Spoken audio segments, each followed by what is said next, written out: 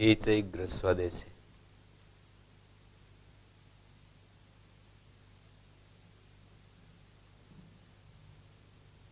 सूत्र का प्रयोजन पूछा तो प्रयोजन बताया और कहा क्या यही प्रयोजन है, तो कहा हाँ यही प्रयोजन है।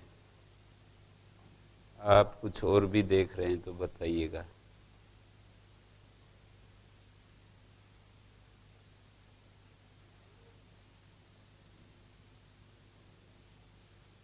यहाँ पर एक बात, समाहार वर्णौ एचैकवचनं सवर्णकार निवृत्त्यर्थम इमौ एचौ समाहार वर्णौ। समाहार वर्णौ शब्द का अर्थ है समाह्रियमाण अवयव हैं जिनके वे समाहार अवयवों। समाहार अवयवौ च तौ वर्णौ, अवयव का लोप हो गया, मध्य पद लोपी। समाहार अवयव वाले वर्ण, समाह्रियमाण अवयव हैं जिनके। दीप ने लिखा है समाह्रियमाण अवयवत्वात्, तो मध्य पद लोपी समास है। ऐसा नागेश ने इस पर लिखा है समाह्रियमाणो अवयवो ययो, ऐसा संकेत कर सकते हो। समाह्रियमाण अवयव हैं जिन दो के। इमौ एचौ, ऐचौ, ऐ और औ समाह्रियमाण अवयव हैं जिनके। समाह्रियमाण समाहार अवयवो, समाह्रियमाण समाहार, अवयव का लोप हो गया। अस्ति प्रयोजनो एतत् किंतरि दीर्घ प्रसंगस्तु दीर्घास्तु का प्राप्नुवन्ति किं कारणम।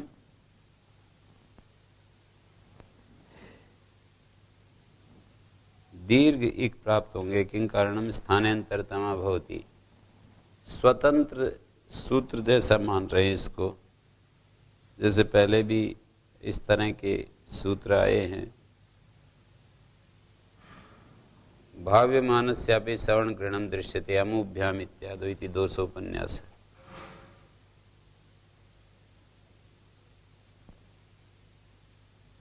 भाव्यमानस्यापि संबंध सामान्य में षष्ठी, भाव्यमानस्यापि श्रवण गृहणम दृश्यते। दीर्घ प्रसंग तो स्थानांतरतमा से दीर्घ प्राप्त होंगे। प्रश्नकर्ता कहता है, आक्षेपता से कहता है ह्रस्वादेश कहेंगे तो दीर्घ कहां से हो जाएंगे। उनसे ह्रस्वादेश इत्युच्यते तेन दीर्घा न भविष्यन्ति। एचो ह्रस्व प्रसंगे इग एव ह्रस्व, इस तरह का अर्थ होगा। एच को ह्रस्व के प्रसंग में इक ही ह्रस्व होता है। विषयार्थम एतत् स्यात्। एचो ह्रस्व प्रसंगे इग भवति, विषय के लिए ये हो सकता है ना, माने इगेव भवति ऐसा अर्थ ना निकल करके ये हो सकता है ह्रस्व के प्रसंग में एच को इक होता है। तो जहाँ ह्रस्व विधान किया है सब जगह इसकी उपस्थिति होगी। जैसे देवदत्त प्लुतादि विधौ उपस्थानम आभूत, जिससे कि प्लुतादि विधि में उपस्थान ना हो, और जब ये उपस्थित होगा तो वाक्य भेद से एचा इको विधीयमाना अंतरतमा दीर्घायु प्राप्नुवन्ति। वाक्य भेद से एच को जब इक करेंगे तो वो दीर्घ ही प्राप्त होंगे अंतरतम परिभाषा से। ह्रस्व के बाधित होने से दीर्घेषु कृतेषु जब दीर्घ कर लिया तो पुनः ह्रस्व नहीं हो पाएगा।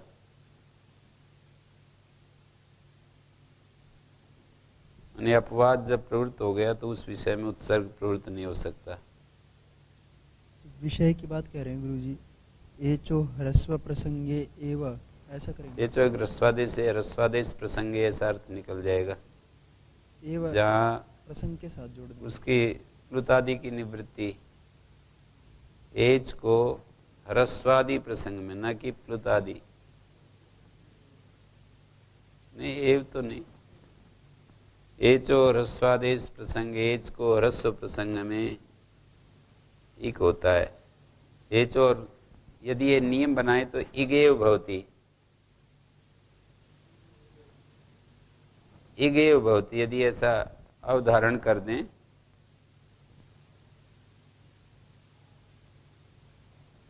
माने ये सूत्र एक प्रकार का विधि सूत्र बन जाएगा।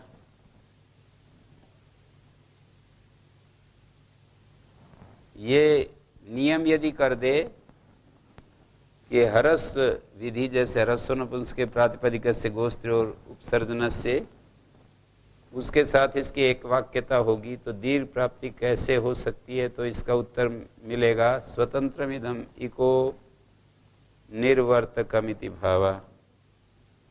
इक का निर्वर्तक माना जाएगा, ये स्वतंत्र माना जाएगा एक सूत्र।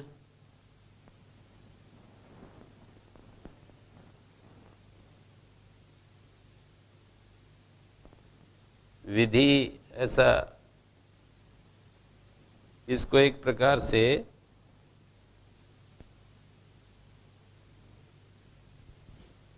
अनुवाद आदि, नियमत्वे अनुवाद आदि दोषात विधित्वम एवं न्याय्यमिति अभिमान, ऐसा अभिमान करके ये बात कही जा रही है कैयट के द्वारा। स्वतंत्रम इदम इको निर्वर्तकम इति भाव, ऐसी व्याख्या जो की गई ना, दीर्घ प्रसंगस्तु दीर्घास्तु इका प्राप्नुवन्ति, ये जो बात है स्थानांतरतमो भवति, ये स्वतंत्र इक का निर्वर्तक माना जाएगा।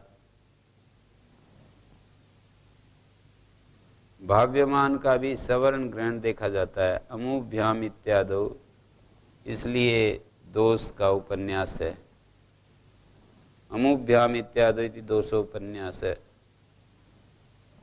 ये जो दीर्घास्तु का प्राप्नुवन्ति में ना, ये एक स्वतंत्र विधायक जैसा सूत्र होगा,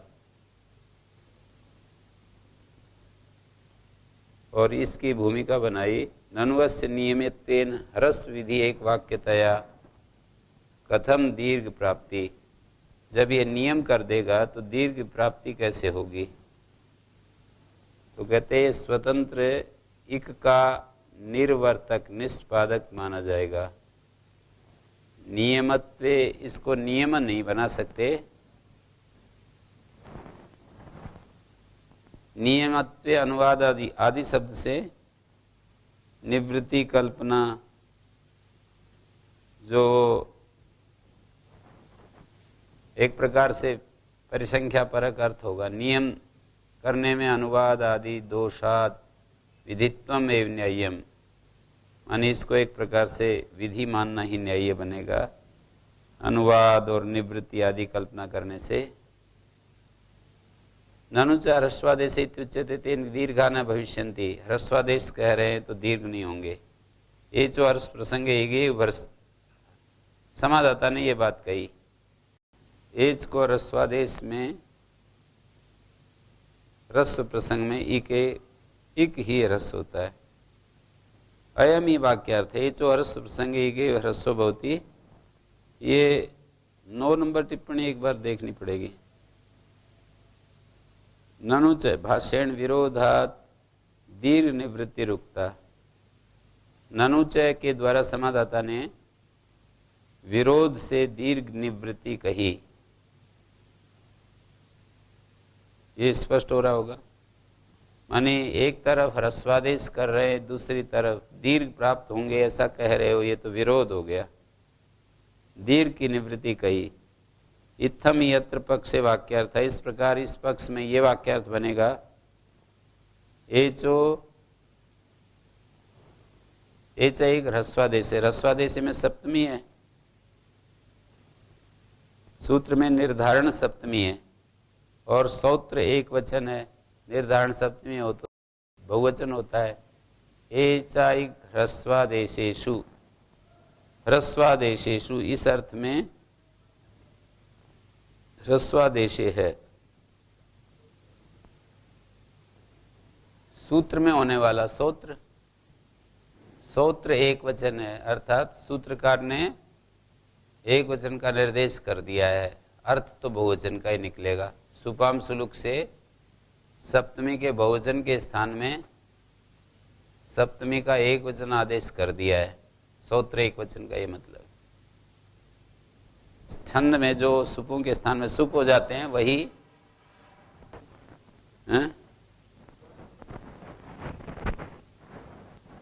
जाति में, हाँ वो भी एक तरीका है। ह्रस्वादेश गी जो है ना, सुप के स्थान में आ गया, सप्तमी के बहुवचन में सुप के स्थान में गी आ गया। ऐसा ही छायाकार व्याख्या कर रहा है, जाति में भी एक वचन मान सकते हैं। ह्रस्वादेशेषु आदिश्यमानेषु ह्रस्वस्यु या इक, आदिश्यमान ह्रस्वों में जो इक है वो एज के स्थान में होता है। सचा अर्थात ह्रस्व एवं दीर्घ। ह्रस्व जब आदिश्यमान हो तो एज के स्थान में इक ह्रस्व होता है, वो ह्रस्व ही होगा। सचा अर्थात ह्रस्व एव न दीर्घ। अयम ही वाक्यार्थ एचो ह्रस्व प्रसंगे इगेव भवति। ह्रस्व एव इक, इगेव का अर्थ है एचो ह्रस्व प्रसंगे इक भवति सच ह्रस्व एव, ह्रस्व एव इक भवति। अन्वय इसका ऐसा करना पड़ेगा, इगेव ह्रस्व, इगेव ह्रस्व जो है ह्रस्व एव इक, ऐसा अन्वय करना होगा एव को ह्रस्व के साथ। विषयार्थ में तत्स्यात्, कहते वो जो ह्रस्वादेश है ना वो निर्धारण सप्तमी नहीं है, वो तो विषय के लिए भी तो हो सकती है। आदिश्यमान जब ह्रस्व हो रहे हैं, ह्रस्वादेशेषु, आदिश्यमान जो ह्रस्व हैं, कर्म में आदेश शब्द बनाएंगे। आदिश्यमान ह्रस्वेषु इगेव ह्रस्वो भवति, इग भवति चेत ह्रस्व एव,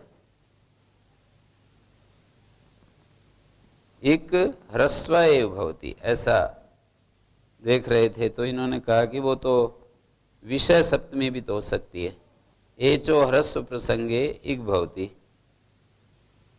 यत्र ह्रस्वो विधीयते तत्र एवस्य उपस्थानम यथा स्यात्। विषय सप्तमी भी तो हो सकती है, एचो ह्रस्व प्रसंगे इक भवति, ऐसा भी तो हो सकता है।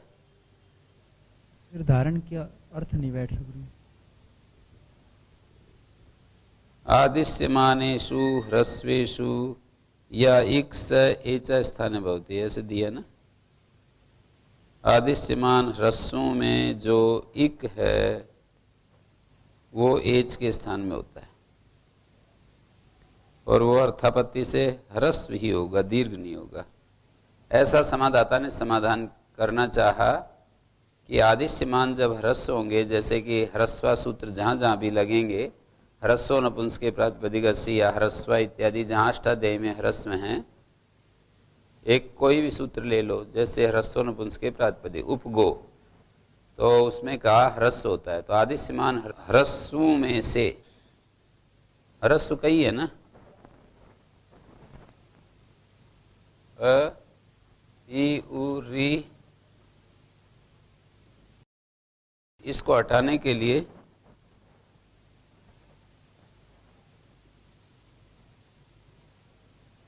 एच ह्रस्वादेश है। आदिश्यमान ह्रस्वों में जो इक है वो एच के स्थान में होता है और ह्रस्व ही होता है, न कि दीर्घ, ऐसा अर्थ कर लेंगे। ह्रस्वों में से इक ही होता है। विषय के लिए भी तो हो सकता है ये, यत्र ह्रस्वो विधीयते तत्रैवस्य उपस्थानम यथा स्यात्, जहाँ ह्रस्व करते हैं वहाँ इसका उपस्थान हो।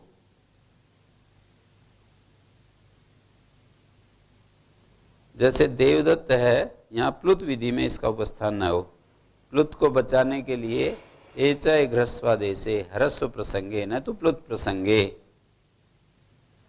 उसके लिए भी तो ये हो सकता है। पूर्व पक्षी ने वो जो ऊपर समाधाता ने बात कही थी उसको काट दिया।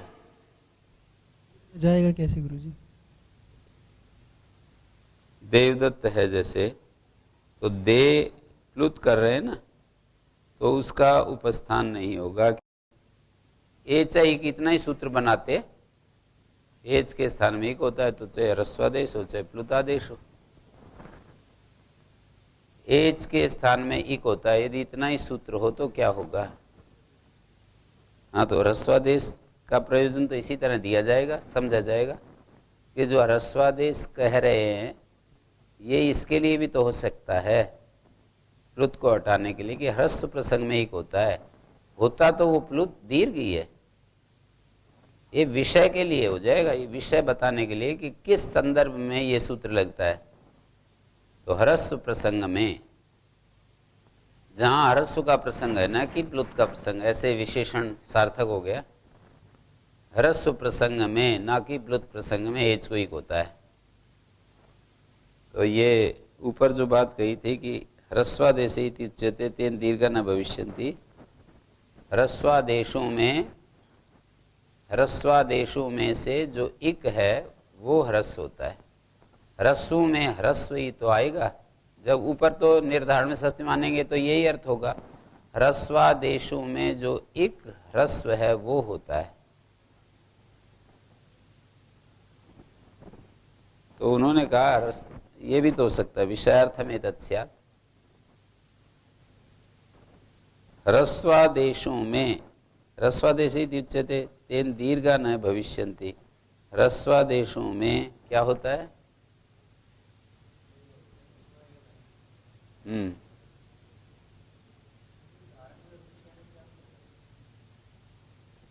दो तरह से देखो ना अर्थ कैसे बन रहा है। विषय अर्थ में तो ये होगा कि भाई ह्रस्व प्रसंग में ना कि प्लुत प्रसंग में, एक प्रकार का विशेषण बनेगा प्लुत को हटाने के लिए। ह्रस्व प्रसंग में एक ह्रस्व होता है, तो ऐसा होने पर तो प्लुत, ह्रस्वादेश तो केवल विषय निर्देश के लिए माना जाएगा। आदेश होगा वो इक होगा दीर्घ स्थानांतरतमा से।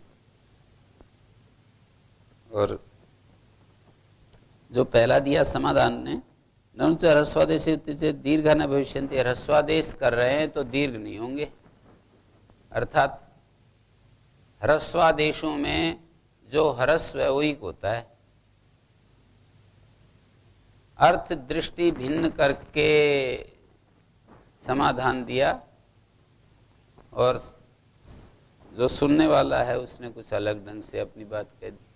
विषयार्थ में तत्स्यात् दीर्घ अप्रसंगस्तु निवर्तकत्वा, दीर्घाणाम त्विकाम अप्रसंगा, समाधान दे रहे हैं।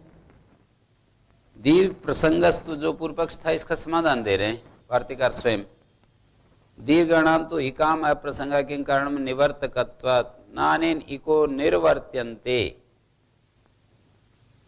ये सूत्र निर्वर्तक नहीं है। ऊपर जैसे निर्वर्तक बताया था ना, प्रदीप देखिए, दीर्घ प्रसंगस्तु स्वतंत्र एकदम इको निर्वर्तकम, इक का निर्वर्तक है, नानी इको निर्वर्त्यन्ते। अब इस दृष्टि में इस सूत्र को इक का निर्वर्तकत्व समाप्त कर दिया। नाने निको निर्वर्त्यन्ते किंतरी अनिको निवर्त्यन्ते, अनिक हटाए जा रहे हैं। सिद्धाय ह्रस्वा इकश्च अनिकश्च, इक और अनिक दोनों सिद्ध थे। तत्र अनेन अनिको निवर्त्यन्ते, अनियमे नियम कारिणी परिभाषा, तो क्या नियम निकला? परिभाषा सूत्र बन गया। ये विधि नहीं करेगा बल्कि नियम करेगा। ये विधि करे तो निर्वर्तक बन जाएगा, नियम करे तो प्राप्त में ही नियम करेगा ना। यदि ये सूत्र नियम यदि करता है तो क्या होगा?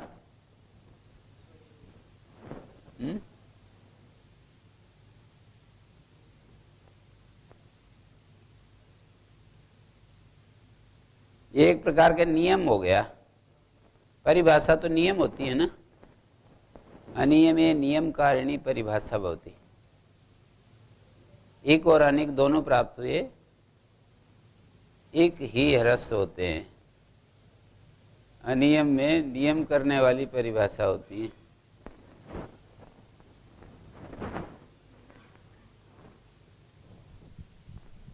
जी जी, जब निवर्तक हो गया तो केवल निवर्तक को ही हटा रहा है, लेकिन वहां ह्रस्व ही होगा, दीर्घ नहीं होगा, ये कैसे सिद्ध होगा? ह्रस्व एक और अनेक वो तो दोनों अपने आप ही अनिको निवर्त्यन्ते सिद्ध यत्र ह्रस्व इकश्च अनिकश्च। माने ये जो है ये भी सिद्ध था, ये भी सिद्ध थे ना जी। अ भी प्राप्त था और ये एक, ये दो विभाग हो गए ना, अ का और ई उ। ये सिद्ध यत्र महावास में लिखा है कि सिद्ध यत्र ह्रस्व इकश्च अनिकश्च, एक और अनिक दोनों ही सिद्ध हैं। तत्र अनेन अनिको निवर्त्यन्ते, इसके द्वारा अनिक अयुण रिल रिक अनिक हटाए जा रहे हैं। जी, अनिक को हटा दिया तो एक की सिद्धि हो रही है, लेकिन उसमें अरस्व ही होगा, ये कैसे सिद्ध होगा? इसमें वो बता रखा है ना सूत्र में, एचैग ह्रस्वादेश कर रखा है ना। ये इसको वही जब इस सूत्र को निवर्तक मानेंगे तो ह्रस्वादेश को विधि नहीं मान सकते। जब ह्रस्वादेश को विधि मान रहे थे तब इस तरह का अर्थ बन रहा था कि ह्रस्वादेश प्रसंग हो कहीं पर, अर्थात ह्रस्व प्लुत को हटा रहा था। यदि अरस्वादेश प्रसंग है तो वह प्लुत को ही हटा रहा है, ये कैसे मानेंगे? दीर्घ को हटा रहा है, ये भी तो कह सकते हैं। वो एक संभावना रख रहे हैं। यहाँ पर जो बात चली है अस्ति प्रयोजन में, ये दिखाई दिया बिल्कुल दीर्घा प्रसंगस्तु निवर्तकत्वात्। जैसे इन्होंने कहा शुरू में ये बात कही थी कि ये सूत्र क्यों बनाया, उत्तर ये दिया सूत्र इसलिए बनाया एचैक वचनम सवर्णकार निवृत्त्यर्थम, सवर्ण निवृत्ति के लिए अर्ध एकार अर्ध होकार ना हो और आकार निवृत्ति वाला उदाहरण दिया। इमो एचो समाहार वर्णो मात्रा वर्ण मात्रा ही वर्ण वर्णयो ह्रस्वाद ह्रस्व शासनेषु कदाचित अवर्ण स्यात् कदाचित वर्ण उवर्णौ माँ कदाचित अवर्णम भूत, कभी भी अवर्ण ना हो, इसलिए सूत्र बनाया। क्या यही प्रयोजन है? हाँ यही प्रयोजन है। आपको कुछ कहना तो वो बोले कि दीर्घ प्रसंग होगा, दीर्घ प्राप्त होंगे। ये कैसे दीर्घ प्राप्त होंगे? स्थानांतर तमाम सूत्र यहाँ आ जाएगा। ऐसे तो होता नहीं है कि परिभाषा में परिभाषा दूसरी आकर के कार्य करने लगे। इसको परिभाषा न मानते हुए ये दोष दिया है। स्थानांतर तमा परिभाषा तो विधि सूत्र में जाती है, तो इस सूत्र को विधि सूत्र देखते हुए स्थानांतर तमा को ले आए जी। और इसलिए फिर ये दोष दिया कि दीर्घ प्रसंग होगा। इस सूत्र को जब विधि सूत्र मानेंगे ना तो ये स्थानांतर तमा परिभाषा मदद करेगी आकर। एक परिभाषा दूसरी परिभाषा में नहीं जाती है। विधौ परिभाषा उपतिष्ठते नानुवादे, विधि सूत्र में ही परिभाषा जाती है, परिभाषा परिभाषा सूत्र में नहीं जाती। वैसे भी परिभाषा सूत्र जो होते हैं वो दूसरे विधि सूत्रों के अंग बनते हैं, परस्पर इनमें अंगांगी भाव नहीं होता। नहीं भिक्षुको भिक्षुकांतम दृष्टवा यासितुम रति, भिक्षुक भिक्षुक को देख करके ना नहीं मांगता है। परिभाषा दूसरी परिभाषा में नहीं जाती। तो परिभाषा तो माना नहीं इन्होंने पहले। जब उसने ये कहा कि दीर्घ प्राप्त होंगे तो इसका तात्पर्य ये है कि उसने परिभाषा नहीं देखा, इसको विधि सूत्र बना लिया। स्थानांतरतम वो कह भी दिया कि स्थानांतरतम सूत्र आएगा, और वो अंतरतम तब समादाता कहने लगा कि ये ह्रस्वादेश कर रहे हैं तो दीर्घ कैसे हो जाएंगे? जी। यूं कह रहे हैं कि ह्रस्वादेश और फिर आप दीर्घ करवा रहे हो।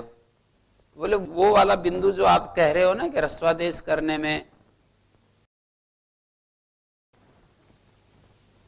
दीर्घ नहीं हो सकते, ऐसा जो आप कह रहे हैं वो तो विषयार्थ में तत्स्यात् एचो ह्रस्व प्रसंग एक भवती, ऐसा सूत्रार्थ हो सकता है।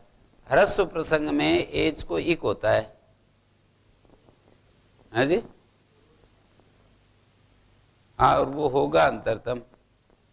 ह्रस्व प्रसंग में इक होता है और वो होता है एच स्थानांतरतमा से, तो अंतरतम कहते ही फिर वो दीर्घ पाएगा। एच को जब हम ह्रस्व प्रसंग एच के स्थान में ह्रस्व करने चलें तो इक होता है, अर्थात अकार को हटा रहे हैं। और वो कौन होता है इक? तो स्थानांतरतमा से दीर्घ होने लगेगा। ह्रस्व प्रसंग कह करके और इस सूत्र को अ को हटाने के लिए मान रहा है वो, कि वो अ को हटाने के लिए है। सारी बात विधि और परिभाषा की है। इस सूत्र को विधि मानते हुए ये सारी समस्याएं आ रही हैं। स्थानांतरतमा आकर के कुछ कर रहा है। आखिरी में समाधान यही दिया कि दीर्घ अप्रसंगा निवर्तकत्वात्। ये सूत्र विधि सूत्र नहीं है, ये नियम सूत्र है। दीर्घणाम तो इकाम अप्रसंगा, दीर्घ इक नहीं पाएंगे। क्यों? निवर्तकत्वात् न अनेन इको निर्वर्त्यन्ते, किंतरी निवर्त्यन्ते। निर्वृत्त और निवृत्त दो शब्द है ना, निर्वर्त्यन्ते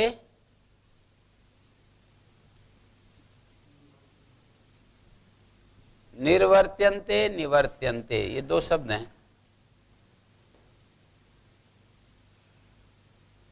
ऊपर वाला ना अनेन इको निर्वर्त्यन्ते, नीचे वाला इष्ट है।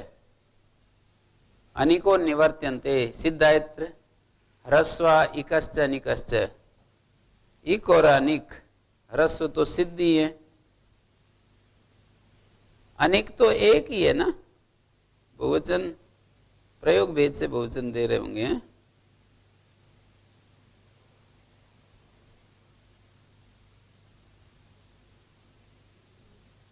हाँ जी, सिद्ध यत्र ह्रस्व इकश्च अनिकश्च। यहां पर ह्रस्व तो सिद्ध ही है। ह्रस्व सिद्ध यत्र ह्रस्व इकश्च अनिकश्च तत्र अनेन अनिको निवर्त्यन्ते। अनिक अनियमे नियम कारिणी परिभाषा भवति, उस व्यवस्था से अनिक को हटा दिया। ठीक है, अनिक हटा दिया तो फिर ये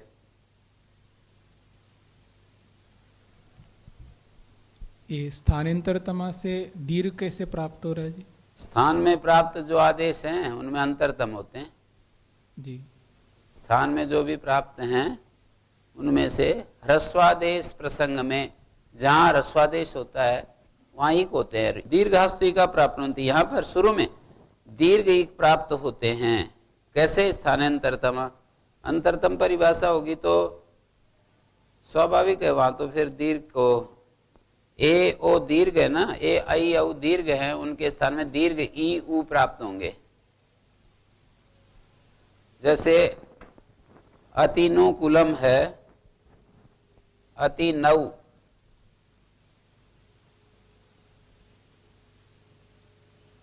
ऐसा पाएगा।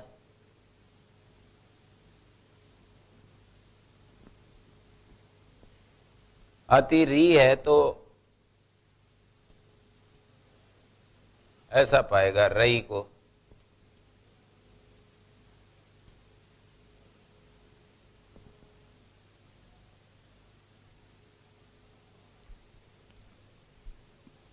फिर अरस्व प्रसंग भी तो इसको जोड़ना होगा ना जी।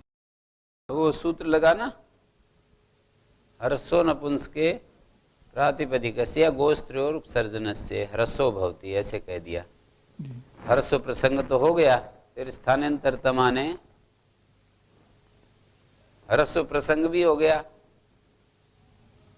अब स्थानांतरतमा ने आई को ई करवा दिया या औ को ऊ कर दिया। तो इन्होंने ये कहा न च ह्रस्वादेश इति उच्यते। ये स्वाभाविक किसी के भी मन में प्रश्न आएगा कि ये ह्रस्व कर रहे हैं तो दीर्घ कैसे हो जाएगा। ये जो समादाता ने कहा है ना यहाँ ननु च ह्रस्वादेशे इत्युच्यते तेन दीर्घ न भविष्यन्ति। ह्रस्वादेश कर रहे हैं तो दीर्घ नहीं होगा, ऐसा नहीं होगा। ह्रस्वादेश कर रहे हैं ना, तब उसने फिर वही बात कह दी कि विषयार्थम एतत् स्यात् एचो ह्रस्व प्रसंगे इक भवति। ह्रस्व प्रसंग में इक होता है, ऐसा सूत्रार्थ होगा। और वो वही बात स्थाने अंतरतमा से इस तरह से पाए, एच ह्रस्व प्रसंग में इक होता है।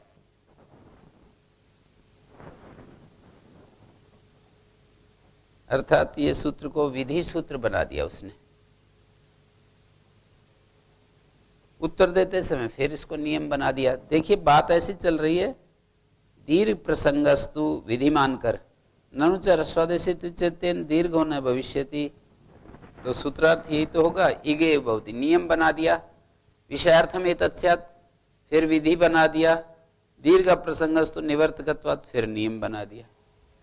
विधि नियम ऐसे विधि बना दिया, फिर नियम बना दिया, फिर विधि बना दिया, फिर नियम ही बना दिया आखिरी में कि दीर्घणाम तो इकाम अप्रसंगा किं कारणम निवर्तकत्वात् नानेन इको निर्वर्त्यन्ते। इक हटाए नहीं जा रहे, किंतरी अनिको निवर्त्यन्ते। अनिक जो है वो निवृत्त किए जा रहे हैं। सिद्धा यत्र ह्रस्व इकश्च अनिकश्च, ह्रस्व सिद्ध हैं इक और अनिक, तत्र अनेन अनिको निवर्त्यन्ते, इसके द्वारा अनिक निवृत्त किए जाते हैं। ये जो आखिरी में निवर्तक के ऊपर आ गए कि ये सूत्र विधि सूत्र नहीं है, निर्वर्तक नहीं है। निर्वर्तक माने विधि, एज के स्थान में एक कर्ता नहीं है, ये तो करने वाले कोई और ही है। वहां पर ये नियम करता है। इक और अनिक दोनों पा रहे थे, जैसे कि एच ये क्या सूत्र है, ह्रस्व नपुंसक प्रातिपदिक है ना, तो वहां ह्रस्व दोनों पा रहे थे। उसने कहा नपुंसक लिंग में वर्तमान प्रातिपदिक को ह्रस्व होता है, तो ये पांचों अक्षर प्राप्त थे। ह्रस्व तो 5 ही होते हैं ना, तो ये पांचों प्राप्त हो रहे थे। वहां पर ये सूत्र इसको हटा रहा है।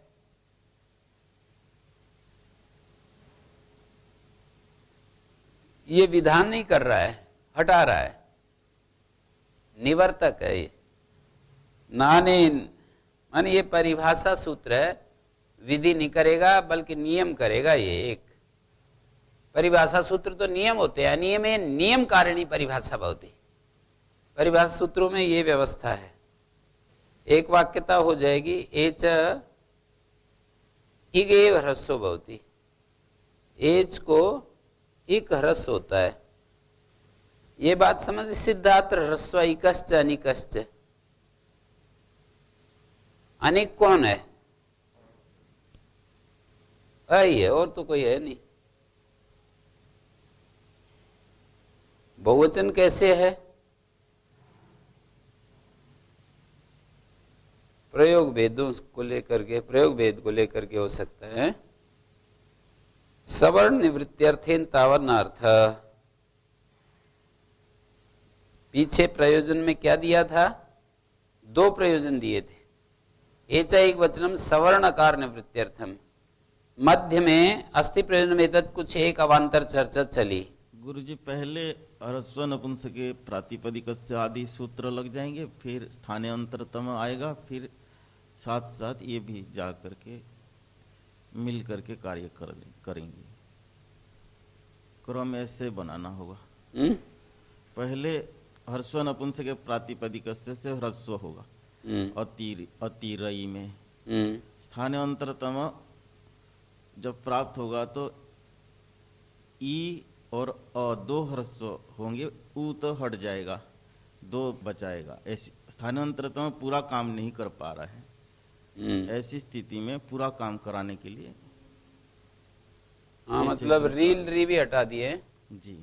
वो ऊ को हटा पा रहा है स्थानीय अंतरतम, अ को हटा नहीं पा रहा है, या रील री को भी हटा रहा है। हाँ, रील री को और ऊ को, और तीनों में ई को हटा रहा है, रील री को हटा रहा है, और तो दोनों में बच जा रहे हैं, औ में भी और अई में भी।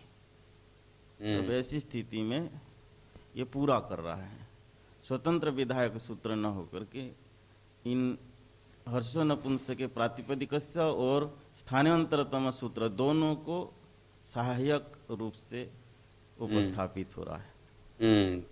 इसने उद्योत में लिखा भी है इधर 147 पृष्ठ पर नीचे जहाँ पढ़ रहे हैं ना, एवं ही परिभाषा द्वयस्यापि अनुग्रहो भवति इति भाव। एक वाक्य भावे निगे भवति नान्य एवं अनेको व्यावर्त्यन्ते। यदि तर्हि एक वाक्यता एज व्यतिरेकेण अन्य सरस्व न प्राप्नोति। एज व्यतिरेकेण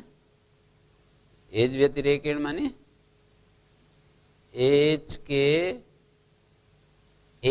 के व्यतिरेक से, भेद से अन्य को रस्व नहीं पाएगा। यदि तरी एक वाक्यता एक वाक्य भावेन इगेव रस्व भवति नान्य इत्येवं अनेको व्यावर्त्यन्ते। यदि तरी एक वाक्यता है, एक वाक्य भाव क्या बनेगा यहाँ?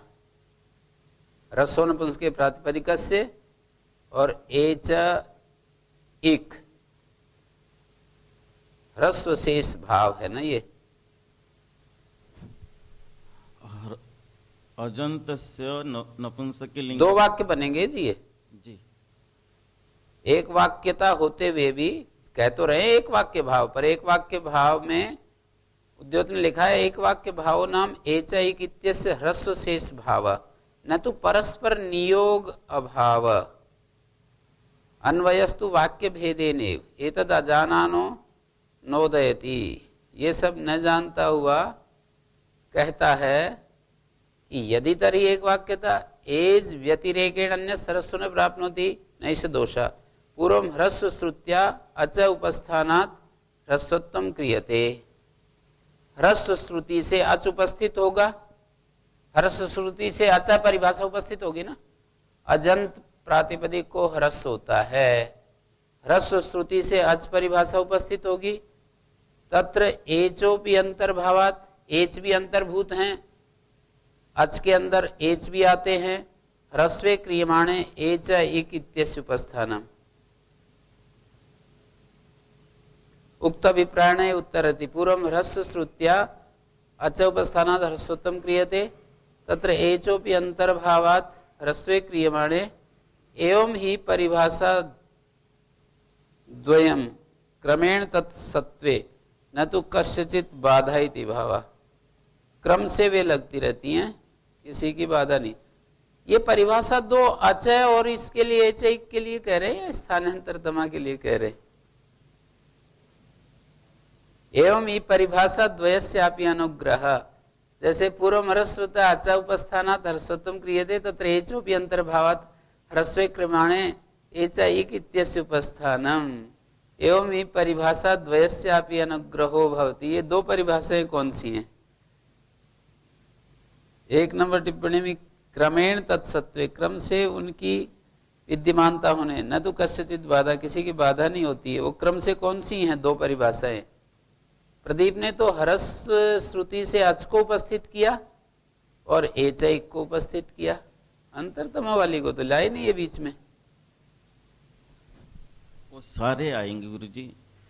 पूरा अर्थ तो ऐसे बनना चाहिए कि नपुंसकलिंगे वर्तमानस्य अच भी उपस्थित कर देते हैं, अजंतस्य प्रातिपदिकस्य अलो अंत्यस्य भी उपस्थित, अंत्यस्य अलः स्थाने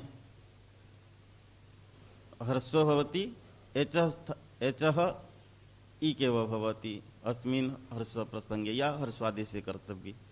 ऐसे करके लंबा वाक्य बनाना पड़ेगा। उपस्थित तो सब होंगे भी, किंतु स्थानांतरतम भी होगा।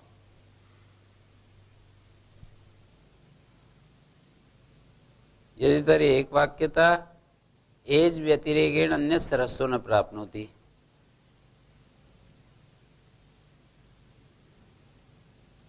यदि एक वाक्यता है तो एज व्यतिरेकेण अन्य से ह्रस्व न प्राप्नोति। अन्य को ह्रस्व क्यों नहीं पाएगा?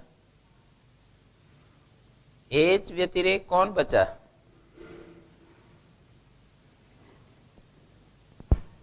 अ ई उ री री अति कुमारी, हैं? अति कुमारी जो हर्षो करेंगे, अतिक्रांतम कुमारी, हम्म। ये एच व्यतिरिक्त हो जाएगा। हाँ, एच व्यतिरेकेण अन्य ह्रस्व न प्राप्नोति। एच से भिन्न जो अति कुमारी है यहाँ पर ह्रस्व नहीं पाएगा। अति राजकुमारी,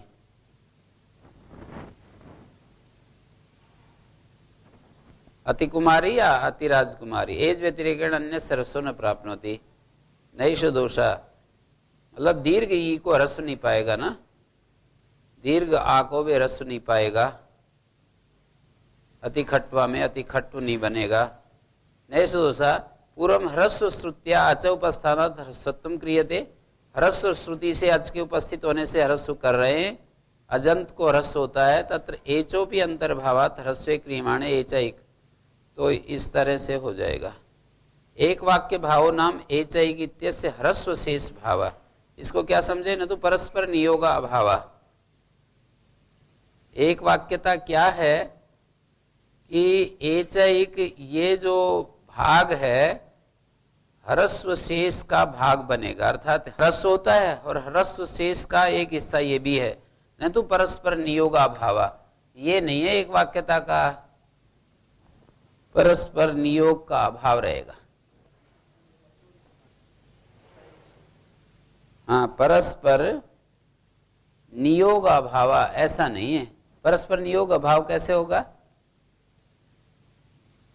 जैसे अचय परिभाषा लग गई और एचैक ना लगे तो ये परस्पर नियोग अभाव हो जाएगा। यूं कह दें अच को तो ह्रस्व होता है, ये एक परिभाषा को तो लगा दिया और एचैक को ना लगाएं तो परस्पर नियोग अभाव हो गया ना। आगे इसकी पंक्ति को बता रहा हूं, न तो परस्पर नियोग अभाव, परस्पर नियोग का अभाव होता है ऐसा नहीं। ये ऊपर प्रदीप समन्वय है जी, एज व्यतिरिक्त वाला। एज व्यतिरेक तो वही बताया ना अभी, अति कुमारी अति खट्वा आदि ना। मतलब कैसे नहीं होगा वो समझ। यदि तरी एक वाक्यता, यदि एक वाक्यता हो गई, क्या अर्थ हो रहा है एक वाक्यता में? एज को एक होता है, एज से अतिरिक्त किसी को भी कुछ नहीं होता। एज को इक होता है ऐसे कहेंगे। हाँ, तो इक बन जाएगा ऐसे बोल रहे हैं, क्या बन एज के स्थान में एक होता है, दीर्घ ई के स्थान में या दीर्घ आ के स्थान में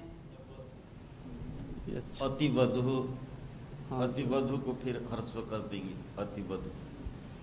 इसको भी नहीं पाएगा, इसको भी नहीं पाएगा जी, वो भी व्यतिरिक्त में। वधु को जो अतिक्रमण कर लिया, अतिक्रांत करा कर, उससे आगे बढ़ गया, ऐसे कुछ अर्थ।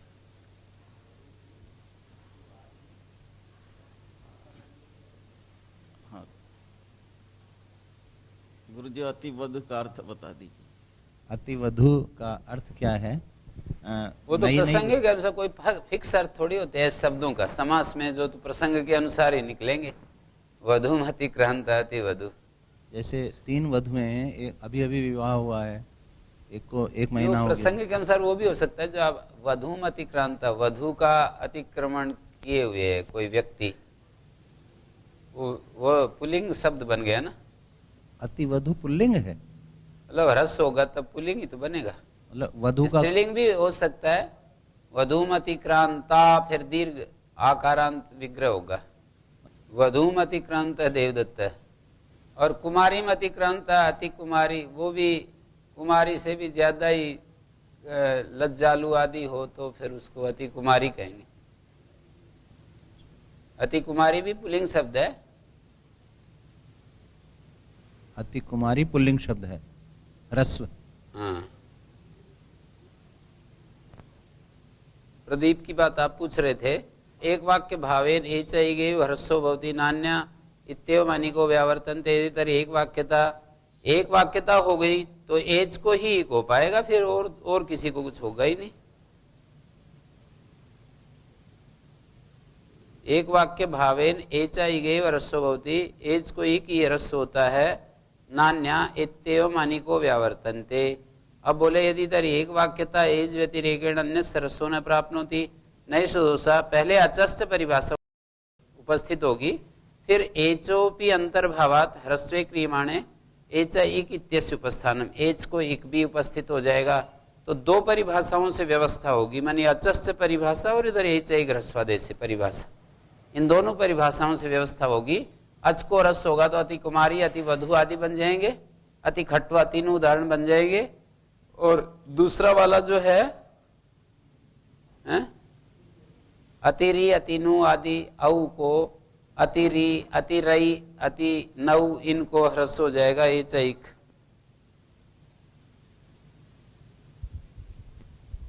किसी की बाधा नहीं होगी।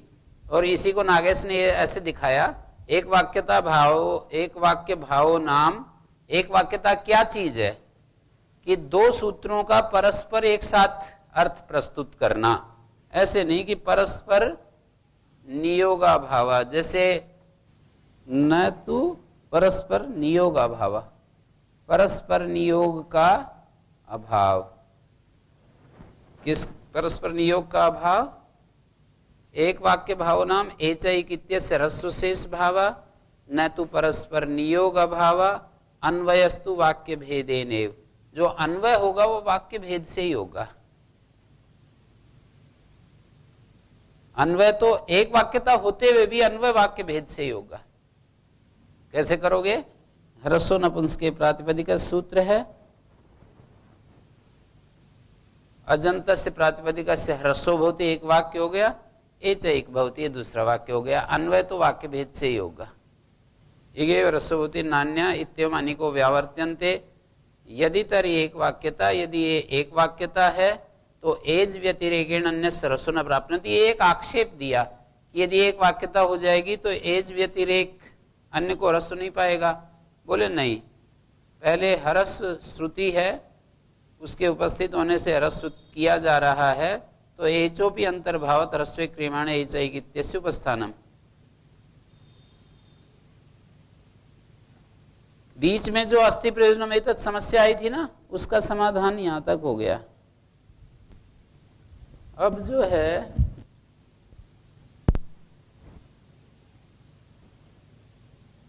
गुरुजी, हाँ जी, ये जी उद्योत की जो पहली पंक्ति बता रहे थे आप, उसका एक बार अर्थ दोबारा कीजिए। कौन सी? एक वाक्य भावो नाम एचैक इत्यस्य ह्रस्व शेष भावः।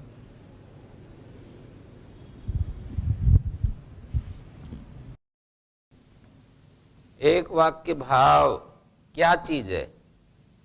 एचैक जो परिभाषा है ना अपनी, ये इत्यस्य ह्रस्व शेष भाव, ये ह्रस्व नपुंसक प्रातिपदिक या गोस्त्र सूत्र है ना, ह्रस्व करने वाला, उस ह्रस्व का शेष भाव। एचा इक यह ह्रस्व का शेष भाव, अर्थात पूरक भाव। शेष भाव माने पूरक भाव, ह्रस्व शेष भाव।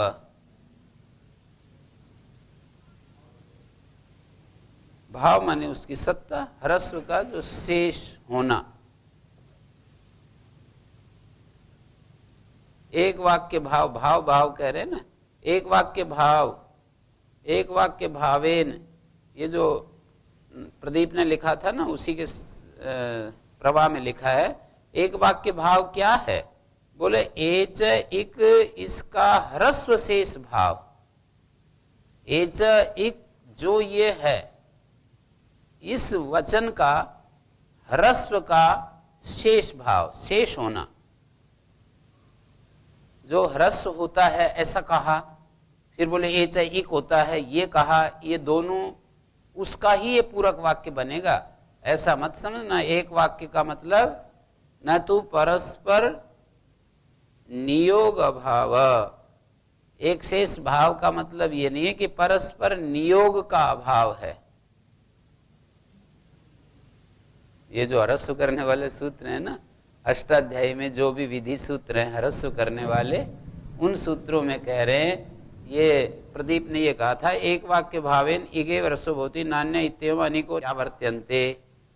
जो अष्टाध्यायी में विधि सूत्र हैं, उन सूत्रों में एचा इके ह्रस्व भवति ऐसा उपस्थित होगा, है? तो फिर ये उसको कहा एक वाक्य भावेन एचा, इस पर लिखा कि एक वाक्य भाव क्या चीज है। बोले एचा इक जो ये वचन है, ये वचन एचा इक जो सूत्र ह्रस्व कर रहा है उसका शेष पूरक होगा। ये अन्वय तो भिन्न वाक्यता से ही होगा, आखिरी में दिखाया ना अन्वय वाक्य भेदे नहीं, माने वो एक वाक्य हो गया। एक वाक्य कौन सा, कोई एक सूत्र को पकड़ो तब समझ में आएगा कौन सा सूत्र पकड़ रहे हो। नहीं, दूसरा विधि सूत्र। बस ह्रस्व नपुंसक के प्रातिपदिक कैसे हो गया, नपुंसक लिंग में वर्तमान प्रातिपदिक को ह्रस्व होता है, उसी का शेष भाव एचैक भवति। एचैक इत्यस्य, इसका ये होना, ये यूं कह रहे हैं एक वाक्य भाव क्या है, बोले एचैक इसका ह्रस्व का शेष होना, ह्रस्व का शेष भाव, शेष होना। हाँ, ये एच इक इस ह्रस्व का शेष भावत्व है इसका, या शेष भाव है ये। शेष भावत्व में तो नहीं मतलब बनेगा। ये कर रहा हूँ गुरु जी, षष्ठी दिखाए उसको प्रथमा में, ऐसे भाषा में प्रथमा में ज्यादा होता है। एचैक जो ये वचन है, अपना ये जो सूत्र है, इस यह ह्रस्व शेष का ये शेष है। ह्रस्व का ये शेष है। हाँ, ह्रस्व का, ह्रस्व तो वह पहले कर रहा है, फिर ये कह देगा एचैक ह्रस्व शेष भाव, न तो परस्पर नियोगा भाव। परस्पर नियोग का,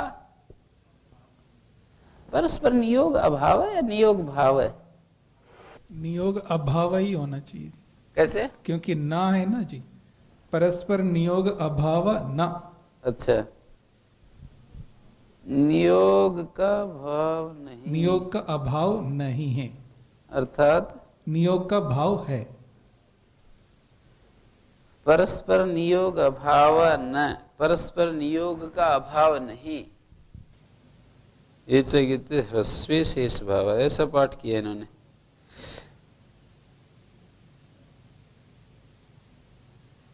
यहां पाठ ऐसा है, एक वाक्य भाव नाम एचैगित्यस्य ह्रस्वे शेष भाव।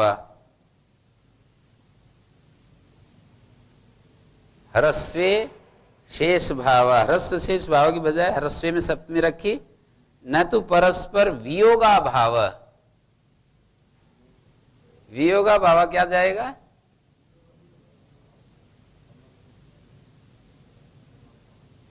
परस्पर वियोग का अभाव, ऐसा नहीं। ये जो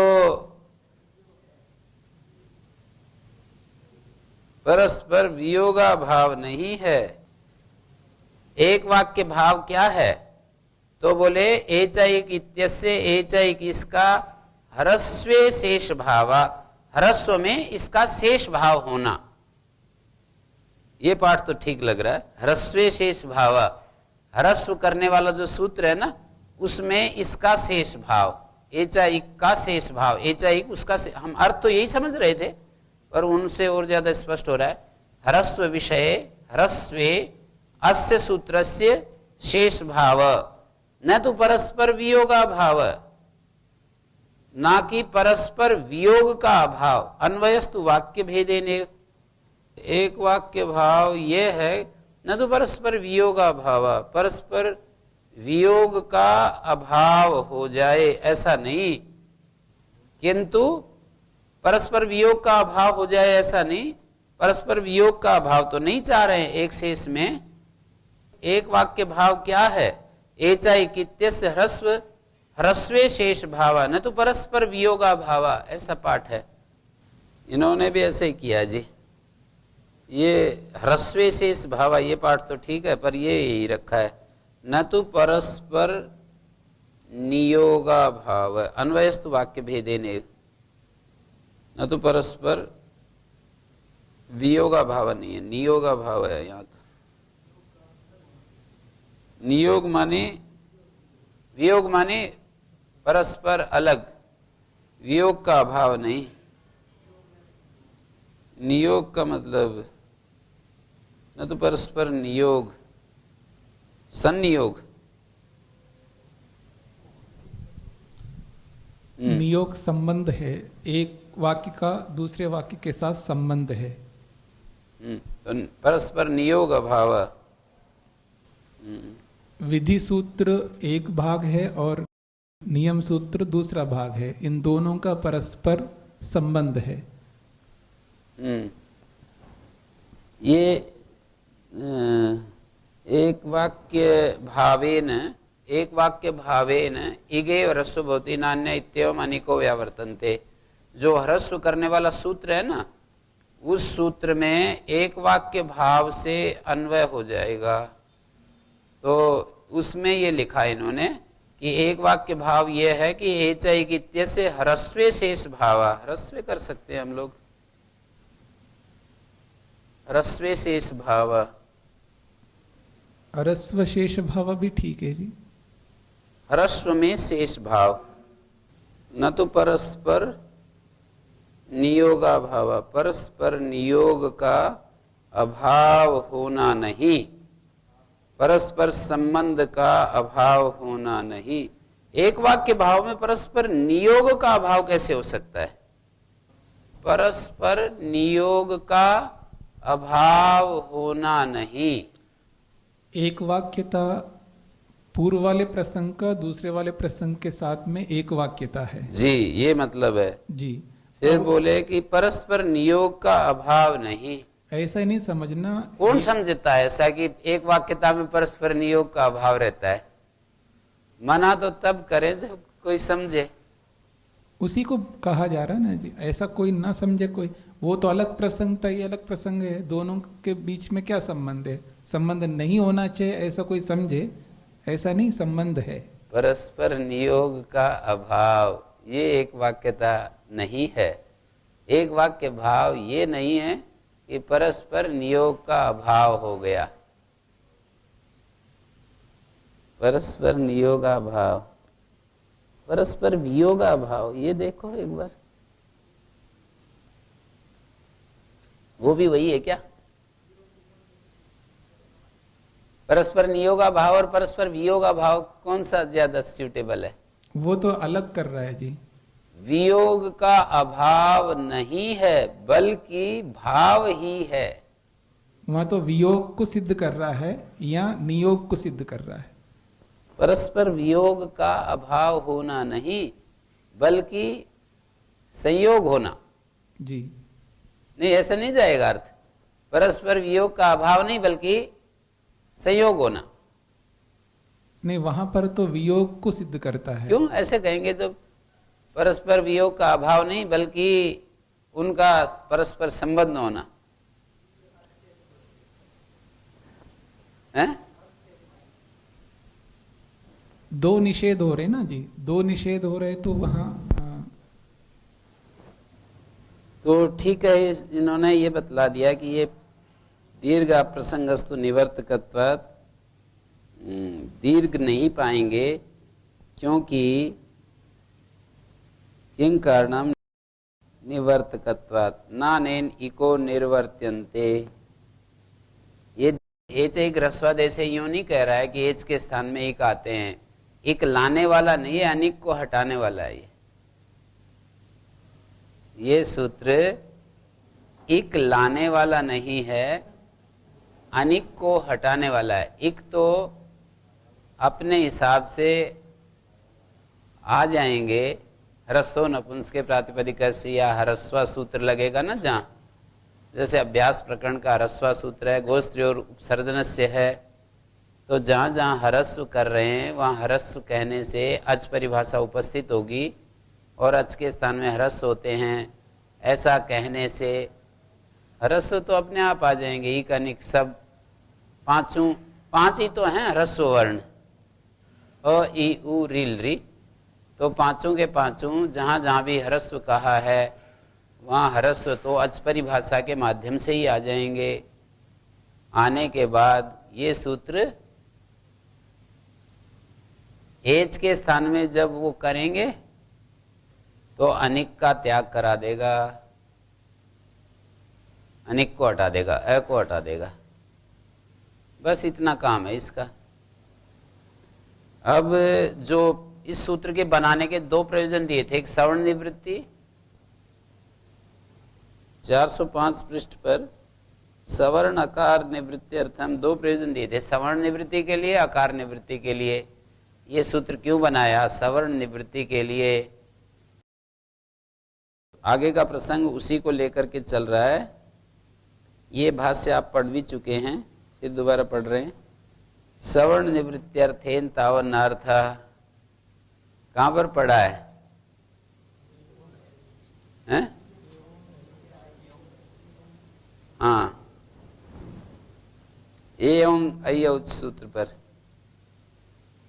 तो सवर्ण निवृत्ति के लिए कोई प्रयोजन नहीं। सिद्धम एंगा संस्थानत्वात्, सिद्धम एतत् कथम। गुरुजी, ये तावत का ऐसे वाक्य में क्या अर्थ करते हैं? सवर्ण निवृत्त्यर्थे न तावत न अर्थ, तब तो ऐसे कहां पर? इसी वाक्य में ही सवर्ण निवृत्तेन तावन्न अर्थ। जी, तब तो नहीं। सवर्ण, ये तो पूर्व पक्षी खंडन शुरू कर रहा है सूत्र का, आक्षेपता ये कर रहा है। अच्छा, तो आपने जो ये प्रयोजन दिया था पीछे इस शैली में, अच्छा, तो आपने जो ये प्रयोजन दिया था सवर्ण निवृत्ति, वो प्रयोजन तो नहीं है। हाँ बोलिए। पीछे तावत का प्रथमम आदि दिए थे।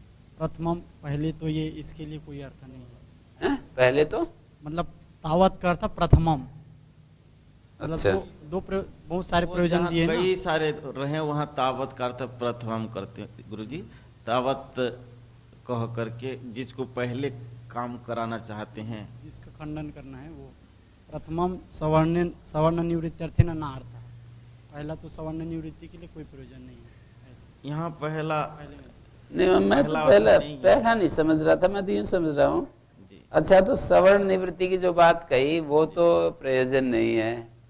मैं इसलिए कर रहा हूँ, फिर उसके बाद जब देते हैं तो तावत नहीं पढ़ते अक्सर, यद्यपि उच्चते बोलते हैं।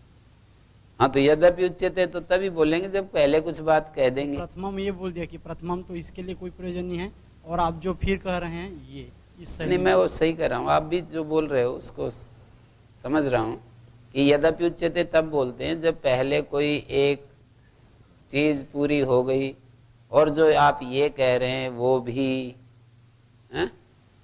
तो मैं ऐसे समझ रहा हूँ सवर्ण निवृत्ति के लिए तो देखो, ये सवर्ण निवृत्त्यर्थेन ये जो प्रयोजन दिया इस सूत्र का, वो तो प्रयोजन नहीं बनता। एक भाषा का अपना सौष्ठव है, बस उसमें ऐसे बोलते हैं हम। जैसे हिंदी में एक अलग प्रवाह है, शब्द से अनुवाद तो होगा नहीं जी। तीर्थराम जी का वहाँ पर संकेत है, जैसे कहा गया था, केसाम शब्दानाम लौकिकानाम वैदिकानाम च तत्र लौकिकस्तावत। वो जो तावत है पहला अर्थ देता है, तो उनको पहला भी क्या, वो आप हिंदी में तो वो शब्द अनुवाद करो कि जैसे बातचीत में हम कैसे आगे बढ़ते हैं जी, हैं? हाँ, हिंदी में किस तरह हम आगे बढ़ते हैं जब चर्चा होती है शब्दानुशासन का क्या प्रयोजन है। नहीं, वही पूछ रहे हैं ना। केसाम शब्दानाम हाँ। लौकिकानाम वैदिकानाम शब्दानाम अनुशासनम, तत्र लौकिकस्तावत। हाँ, पहले तो लौकिक है, गौ अश्व, लौकिकास्तावत, हाँ, तो वैदिका लौकिक खलु। शब्द तो ये हैं। जी, और वैदिका खलु अपि। हाँ, तो वहाँ युधिष्ठिर मीमांसक आदि व्याख्याकारों ने पहले ऐसा अर्थ को देते हैं। आपटे में भी पहला अर्थ भी तावत का आता है, किंतु और भी भिन्न भिन्न अर्थ आते हैं। तब प्रश्न हो रहा है कि तावत यहाँ पर क्या है। तो लौकिक शब्द तो ये वो ठीक है। यदि ऐसा मैं तो ऐसा समझ रहा हूं कि जैसे हम एक भाषा से दूसरी भाषा में बिल्कुल शब्दानुवाद में तो चल नहीं सकते, अपना ही एक ढंग होता है एक एक भाषा का। जी, यहाँ तावत न अर्थ में जैसा बता रहे हैं वैसे ही अर्थ होना चाहिए। अच्छा, तो ये इस अर्थ में, लेकिन तीर्थराम जी जो कह रहे हैं वो पहला अर्थ में, वो भी दूसरे प्रसंग में आ जाएगा। जैसे मैं कहूँ कि योगी सुख नहीं लेता है, ऐसा मैंने एक वाक्य बोला, तो आपने प्रश्न किया पहले ये बताइए सुख किसे कहते हैं। तावत, वहां फिर तावत का प्रयोग करके फिर तो पर ऐसे बोलेंगे, प्रथम तावत एतद उच्यता, प्रथम तावत एतद ब्रवीतु सुखम इति किम, किम नाम सुखम। जी हाँ, उस अर्थ में तावत पहले इस अर्थ में आ जाएगा। पर यहाँ तो प्रथमम बोलना पड़ा मैंने, मेरे द्वारा तो नहीं, प्रथमम ना बोल करके तावत सुखम इति किम, इतना ही आप अगर करेंगे तो प्रथमम अर्थ आ जाएगा। तावत एतद उच्यता। जी, तावत प्रथम अर्थ भी आ जाएगा, और इस अर्थ में भी अच्छा तो आप इस अर्थ में भी आ जाएगा। अलग अलग प्रसंगों में तावत का अर्थ अलग अलग हो जाएगा। सवर्ण निवृत्त्यर्थेन तावन्नार्थः सिद्धमेंग स्थानत्वात्। सिद्धमेतत् कथम एंगा स्थानत्वात्। गुरुजी यहाँ तावत का अर्थ तो प्रथम ऐसा अर्थ नहीं जुड़ पा रहा है, इसीलिए तो पूछा था मैंने। है जी, अन्यत्र तावत का अर्थ प्रथम तो जुड़ पा रहा था, यहाँ पर नहीं जुड़ पा रहा था।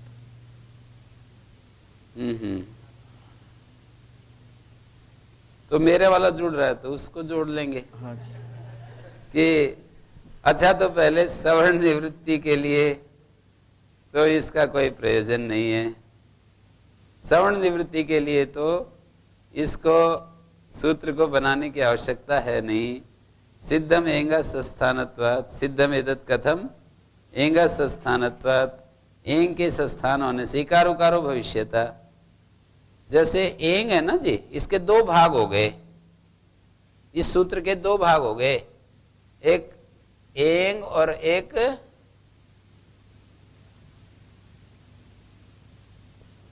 ए ओ।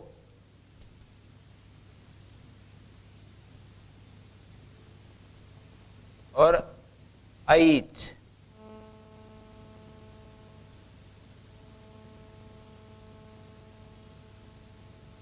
सवर्ण निवृत्ति जो अंश है वो एंग अंश में है, और अवर्ण निवृत्ति इस अंश में है, ऐच अंश में है, एच नहीं ऐच।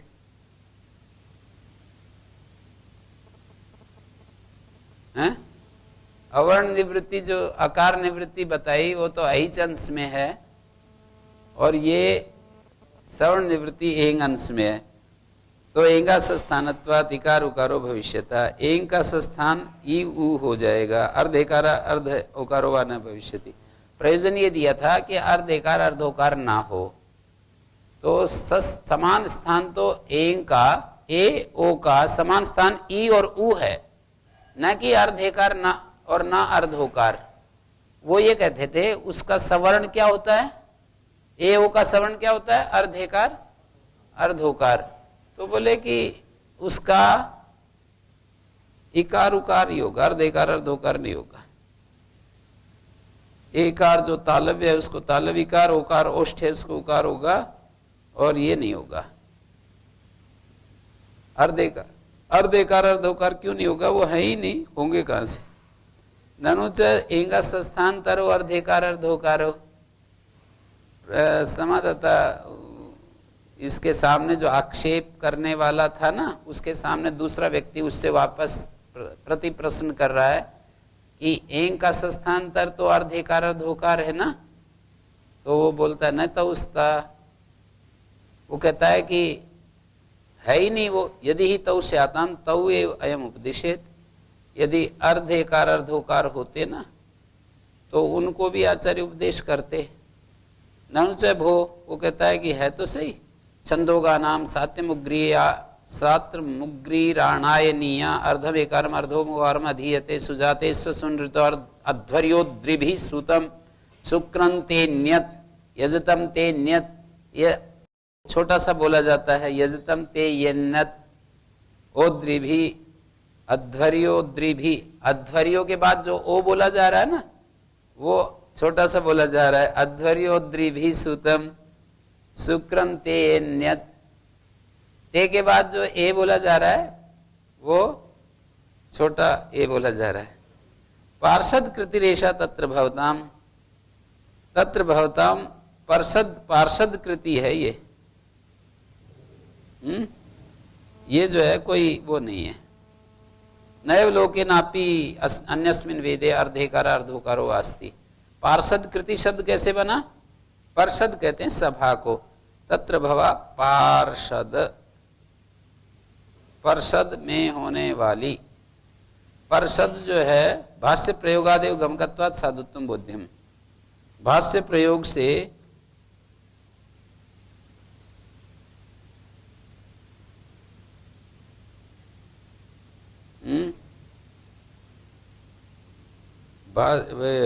तत्र भवतां पूज्यानां तेषां एव या सभा तत्र भवा असौ कृति पार्षद कृति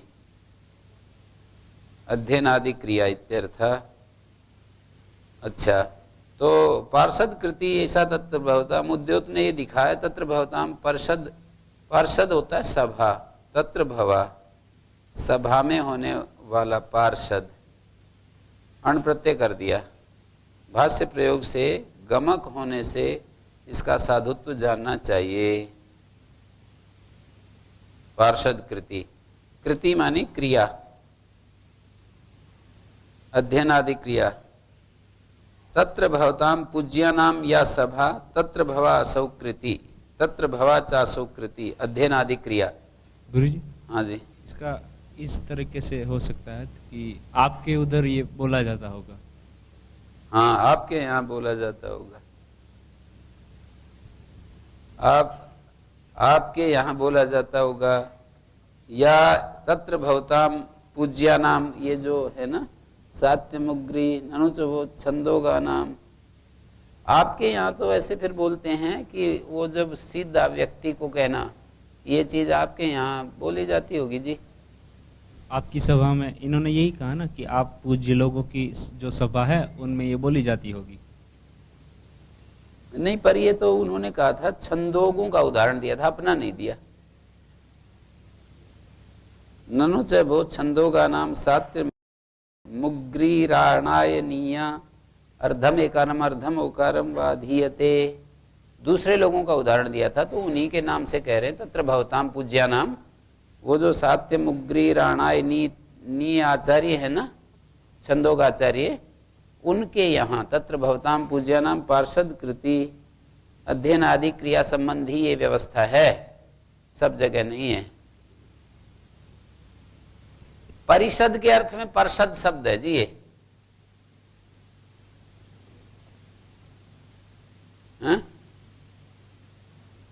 भाष्य प्रयोग से परिषद के अर्थ में पार्षद, परिषद पार्षद। परिषद तो परिषद प्रसिद्ध शब्द है, पार्षद जो है अप्रसिद्ध शब्द है। परिषद माने सभा,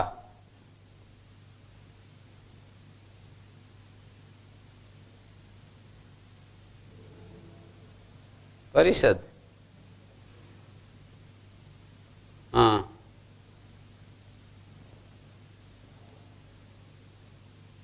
स्त्रीलिंग है।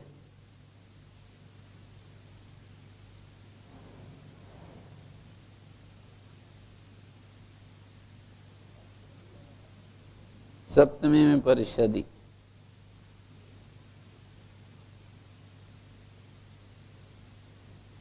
तो ये खंडन कर दिया जी सवर्ण निवृत्ति का। अब ले लो इसका अकार निवृत्ति के लिए। अकार निवृत्ति अर्थे नापि नार्थ, अकार निवृत्ति के लिए भी कोई प्रयोजन नहीं है। दो प्रयोजन थे ना, अकार निवृत्त्यर्थ भी प्रयोजन नहीं है इसका सूत्र का। ऐचोश्च उत्तर भूयस्त्वात्, ये समाधान दे रहे हैं। ऐचोश्च उत्तर भूयस्त्वात् अवर्णो न भविष्यति। ये जो ऐ औ है ना, इसमें उत्तरंश की बहुलता है। इसमें अ और ई अल्प है, अ ई आधी मात्रा है और डेढ़ मात्रा ई की है, और इधर भी डेढ़ मात्रा ऊ की है। भूयसी मात्रा वर्ण वर्णयो अल्पीयसी अवर्णस्य। भूयसी मानी सार्ध मात्रा, भूयसी का अर्थ है डेढ़ मात्रा, अल्पीयसी मानी अर्ध मात्रा। द्विमात्रिक है ये, आधी मात्रा वर्ण की, आधी मात्रा अवर्ण की, और दोनों में अर्ध अकार आधी मात्रा वाला है और 1.5 मात्रा। ठीक है, स्या अवर्णस्य ऐसा पाठ है हैं? ये भूयसा मात्रा इवर्णो वर्णयो हो अल्पीयस्य। भूयसा नहीं, भूयसी मात्रा, भूयसी मात्रा इवर्ण वर्ण। इवर्ण वर्ण की जो मात्रा है वो भूयसी है, सार्ध मात्रा, और अल्पीयसी, अल्पीयसी स्त्रीलिंग का प्रयोग है ना, ये सुन प्रत्यांत है जी। अल्पीयसी अवर्ण से भूयसा एव, ये षष्ठी का एक वचन है, भूयसा एव।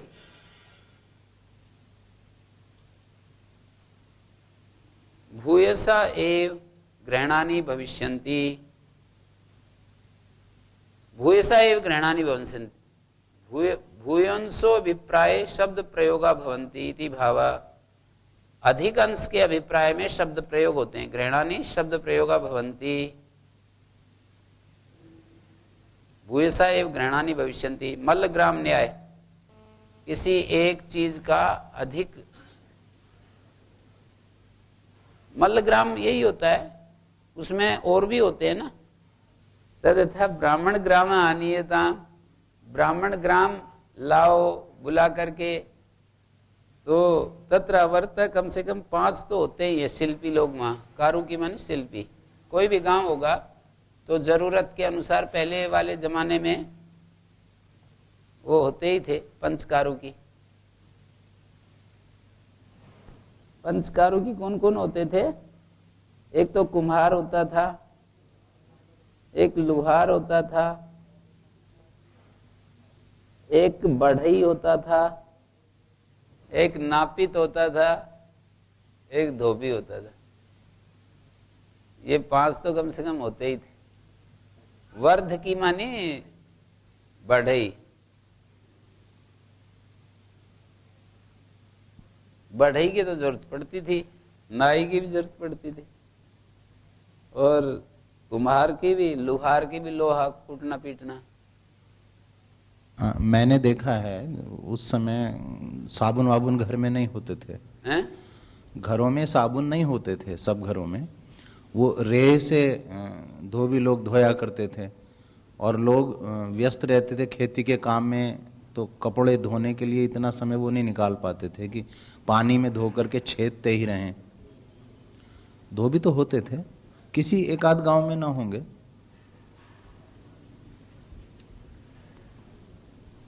मतलब ये जो 5 आपने बताए हैं, इनमें मेरे विचार से धोबी होता होगा जी। कि 5 क्या कहा गया इनको? पंच, पंच क्या कहा गया इनको? पंचकारू की क्या? पंच कारू की, कारू की माने शिल्पी, शिल्पी, पंच शिल्पी, हाथ से काम करने वाले। जी जी जी। अन्नम भट्ट ने कुम्हार के स्थान में चर्मकार अर्थ लिया है। हाँ, कुम्हार की भी जरूरत पक्की थी, घड़े आदि। चर्मकार भी ठीक है। तो आप धोबी की जगह चर्मकार मान के 5 मान कह रहे हैं? जी, मतलब अपने गांव के हिसाब से कह रहा हूं मैं।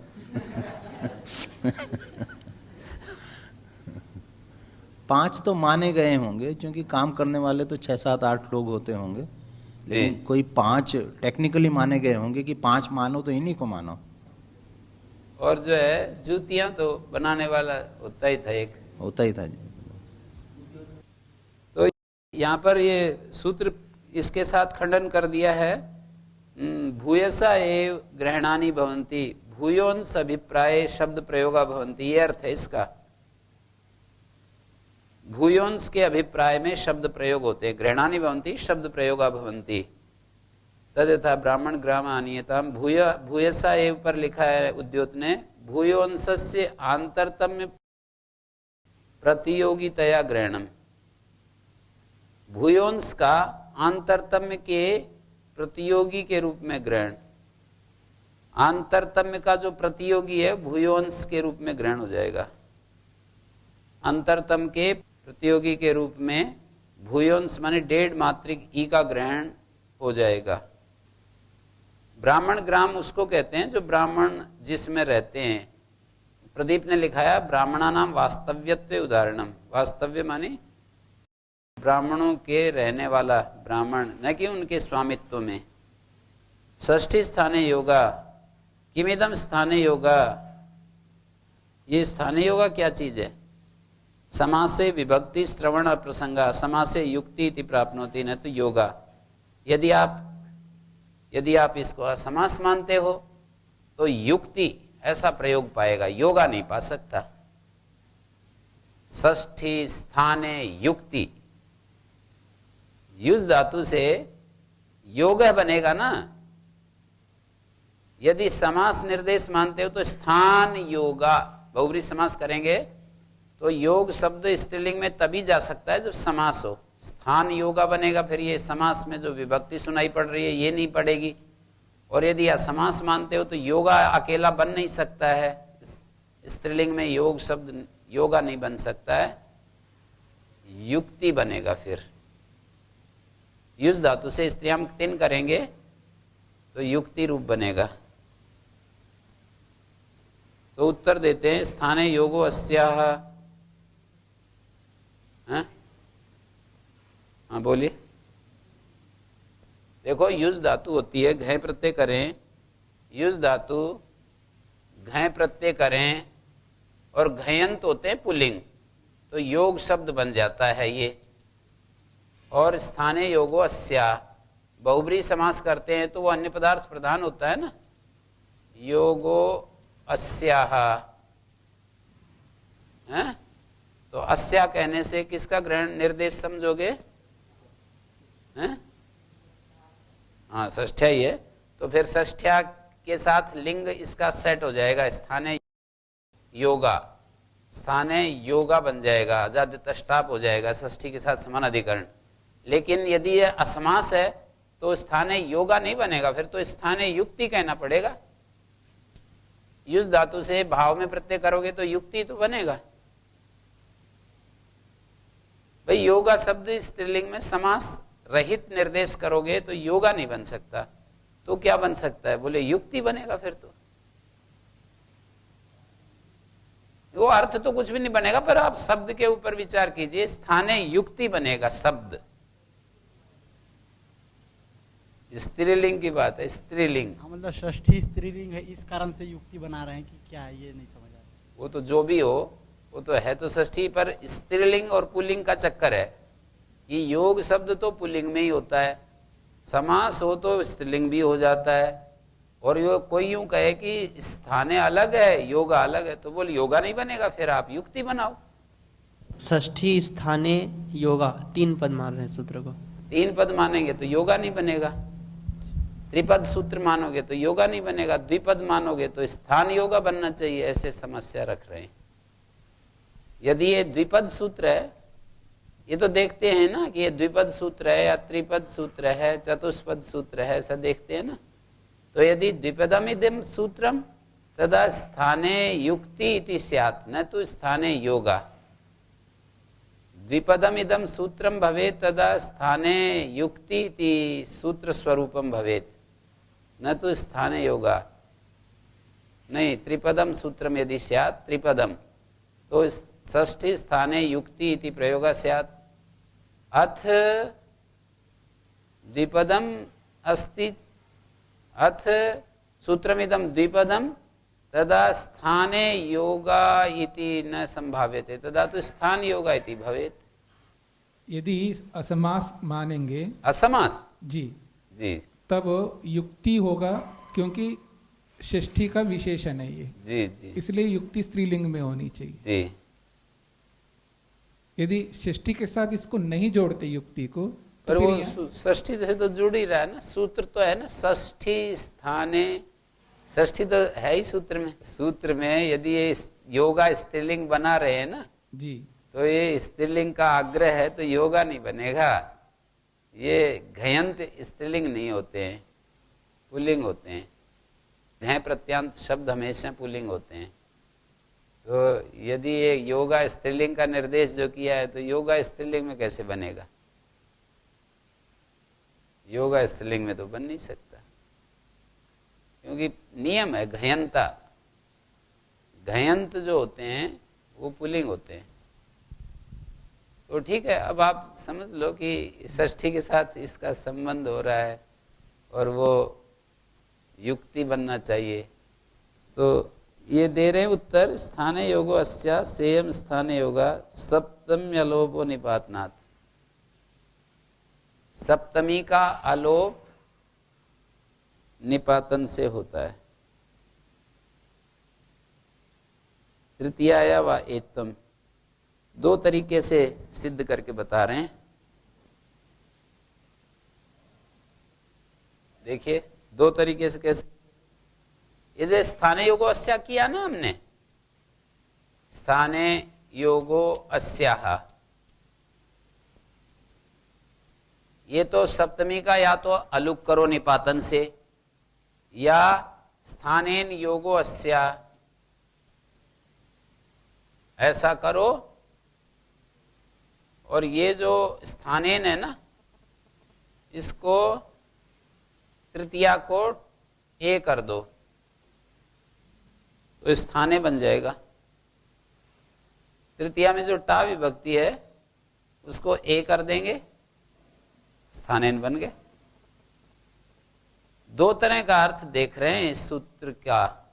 स्थान में योग माने संबंध है जिस षष्ठी का, ऐसी होती है षष्ठी, या स्थान के साथ संबंध है जिसका, ऐसी होती है षष्ठी।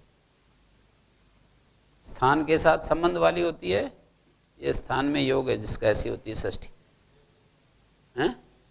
निपातन से लिखा ना, तृतीया वा एतम निपातनात् स्थानेन योगो अस्या। क्या अर्थ लोगे? स्थाने को निमित्त सप्तमी ले लेंगे, स्थान निमित्त संबंधा, स्थान निमित्त संबंधा। प्रदीप ने जो लिखा है उसको पढ़ लीजिए। यथा देवदत्तस्य यज्ञदत्ता, कोई यूं कहे देवदत्तस्य यज्ञदत्ता, ऐसे कोई बोले तो क्या होगा? इस वाक्य में पुत्रत्व आदि के द्वारा संबंध होगा। देवदत्त और यज्ञदत्त का पुत्रत्व आदि के माध्यम से संबंध होगा। देवदत्त का पुत्र यज्ञदत्त, देवदत्त का पिता यज्ञदत्त, देवदत्त का मामा यज्ञदत्त, देवदत्त का बहुत सारे हैं, ससुर यज्ञदत्त, देवदत्त का साड़ा यज्ञदत्त, श्याल है बोलते हैं संस्कृत में, उसका बिगड़ कर हरियाणा में साड़ा कह देते हैं। श्याल है, श्याल है शब्द सुना होगा ना, श्रीमद् भगवद गीता में भी आया है। देवदत्त का दामाद, तो ऐसे बहुत सारे हैं संबंध है ना, वो दिखाया है इन्होंने। देवदत्त से यज्ञदत्ता पुत्रत्वादि द्वार का संबंध गम्यते। जैसे जो तृतीया व एत्वम, इसमें दो काम हमको फिर करने पड़ेंगे। एक तो सप्तमी तृतीया में एत्व करेंगे, फिर उसका निपातन भी, अलोप निपातन भी करना होगा, और इसमें एक बार अलोप निपातन ही करना हो रहा है जी।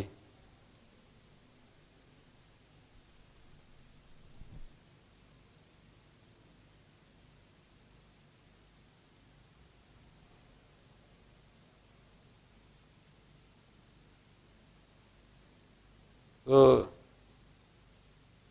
देवदत्त से यज्ञदत्ता पुत्रत्वादि द्वारक संबंध एवं अस्तेर भूसूत्र है, वहां पर यह परिभाषा लगती है। अनियत संबंध वाली जो षष्ठी है वो स्थानीय योगा भवती, ऐसा कहते हैं ना, तो अस्तेर भू परिभाषा उपस्थित होगी ये। तो अस्तेर भू, जैसे यहां पर तो पुत्रत्वादि के द्वारा संबंध है, और यहां किस निमित्तक संबंध है? पुत्र निमित्तक। यहां पुत्र निमित्तक है, यहां स्थान निमित्तक।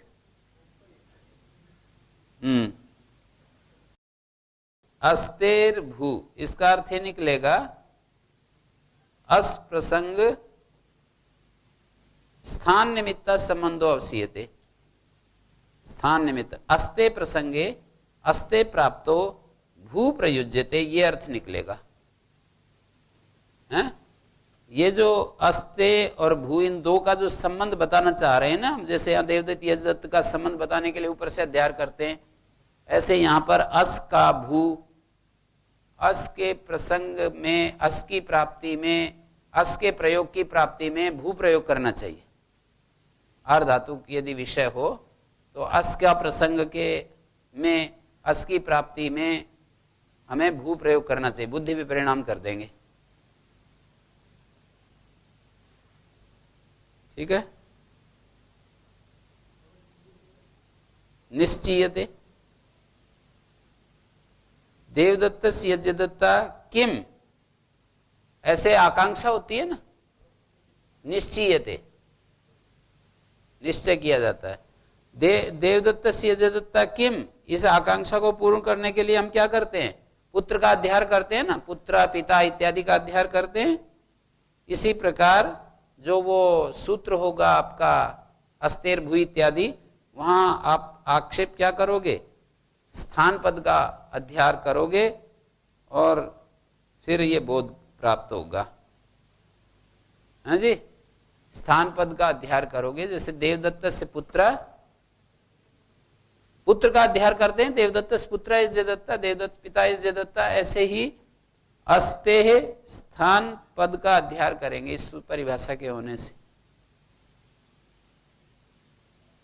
अस्ते प्रसंगे अस्ते प्राप्त भू प्रयुज्यते हैं। इस प्रकार से ये अन्वाख्यान मात्र है। स्वाभाविक अस का जो अप्रयोग है ना, जैसे कि दर्भाणाम स्थाने शरई प्रस्तरितव्यम, दर्भ अपनी जगह है, सर अपनी जगह है, पर एक विशेष यज्ञ में बोले जहां विधान है ना दर्भ का, वहां हमें सर का प्रयोग करना है। हटा नहीं रहे कि वहां पर रखी थी, इसको हटाओ, इसकी जगह बिछाओ शर, ऐसा नहीं कह रहे। दर्भ अपनी जगह है, शर अपनी जगह है, केवल उसका इस प्रक्रिया से केवल वहां पर उसको ला नहीं रहे, स्वाभाविक जो दर्भ का अप्रयोग है ना उसको दर्शा रहे हैं। तो आर्धातुक विषय में भू शब्द का प्रयोग इस प्रक्रिया से बता रहे हैं।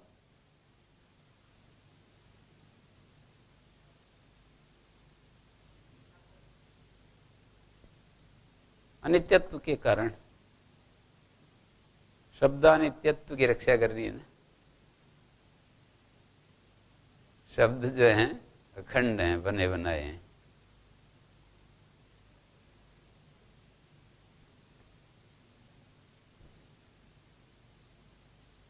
एक बड़ा ही विज्ञान है शब्दों का ही। किमर्थम पुनरिदम उच्यते, ये सूत्र क्यों बनाया? क्या सूत्र के बिना सिद्ध नहीं होगा? बिना भी सूत्र इष्टम सिद्ध्यति, आरब्धे जाति प्रसंगार, सूत्र बना देते हैं तो अतिव्याप्ति होती है। अति प्रसंग वारणाए, फिर व्याख्यानतः, व्याख्यानतः विशेष प्रतिपत्ति ऐसा लगाना पड़ेगा ना। तो व्याख्यानतः लगाना है तो पहले व्याख्यानतः कर लेंगे बिना ही सूत्र के।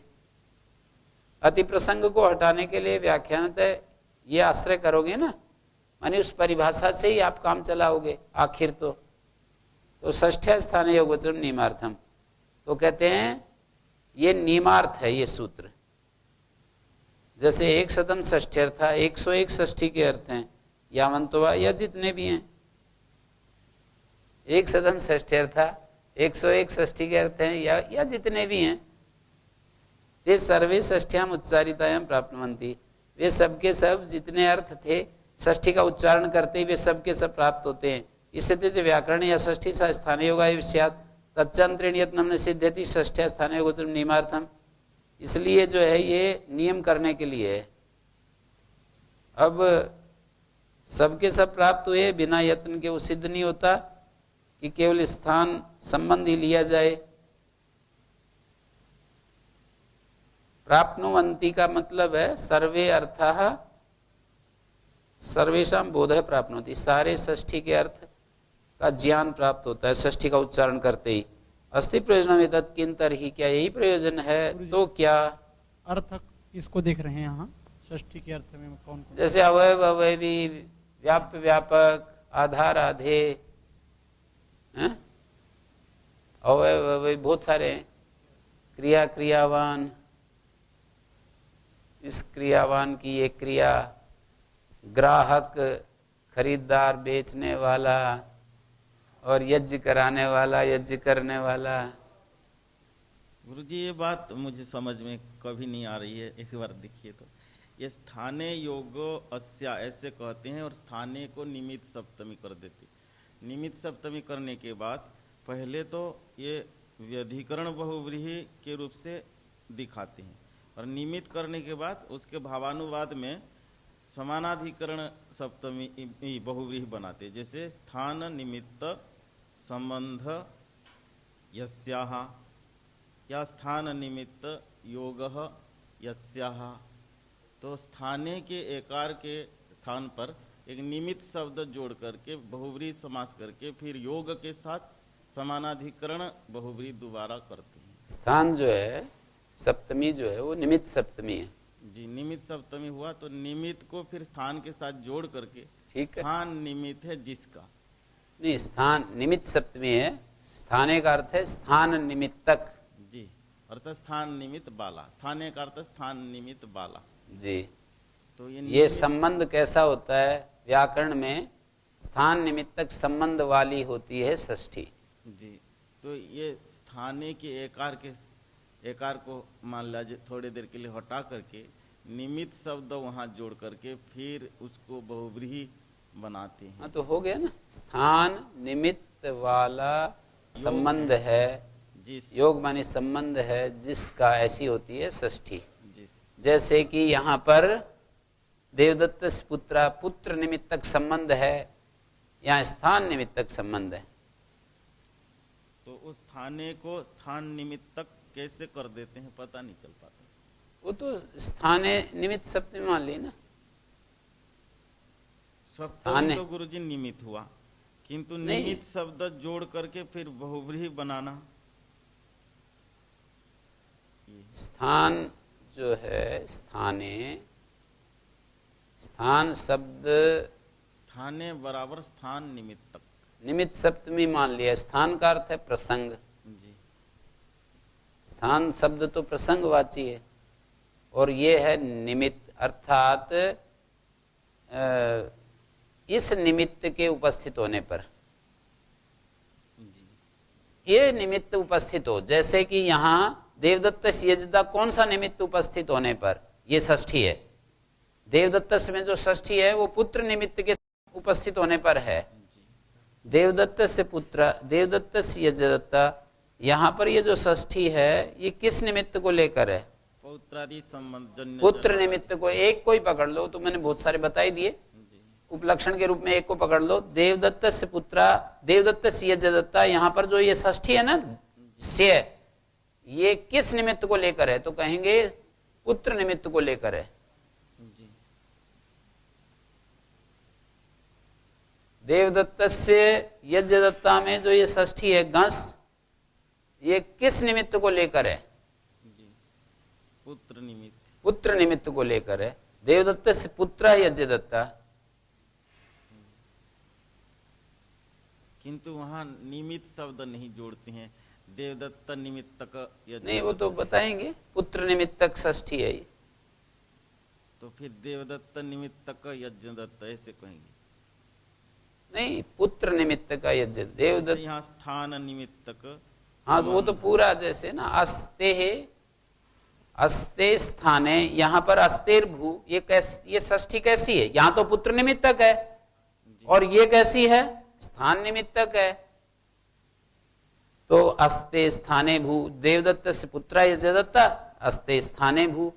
वहां तो समझ में आ गया मुझे यहाँ पर स्थाने योग अस्य, यहाँ पर अस्याह, यहाँ पर जो, वो तो शब्द में फिर बता रहे हैं।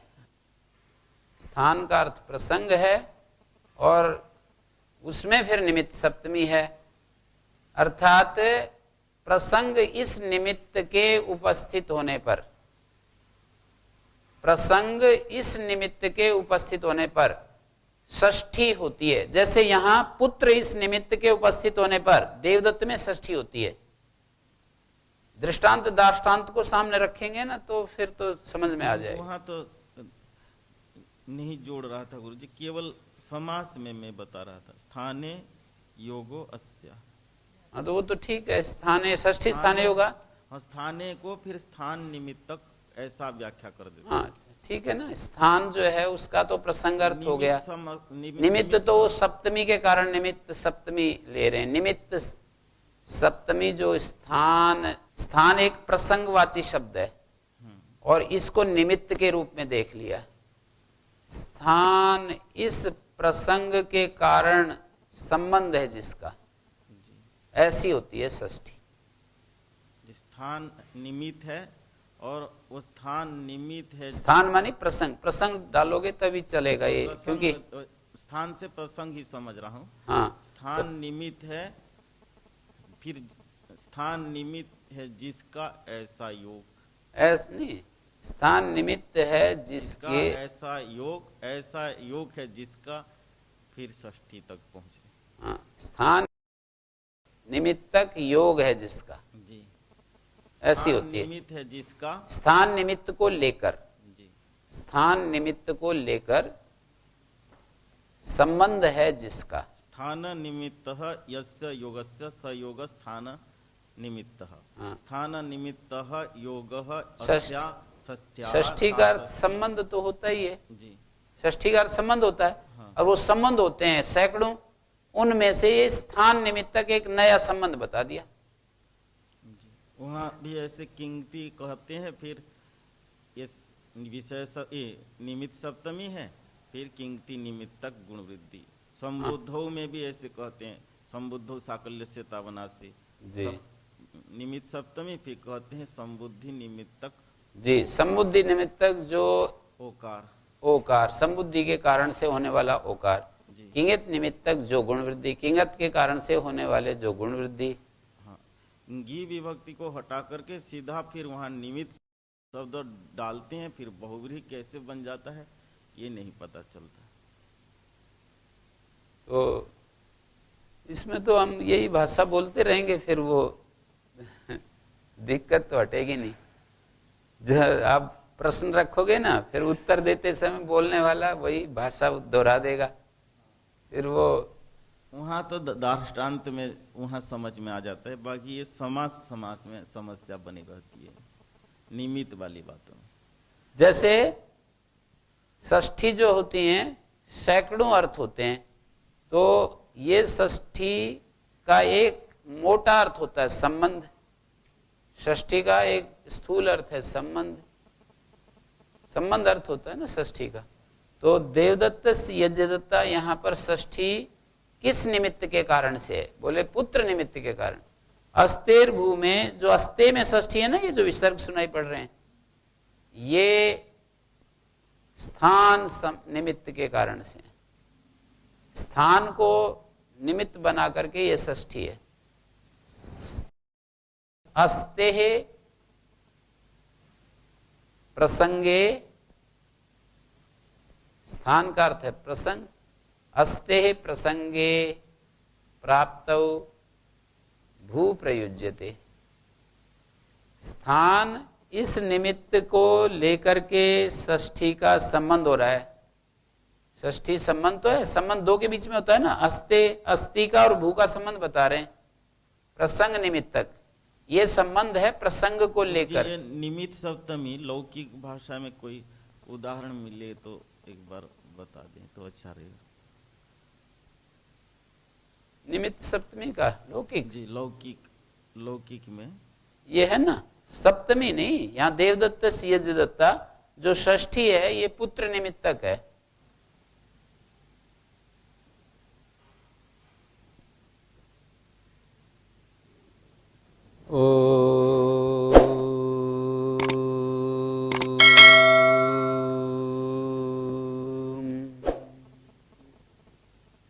शांति शांति।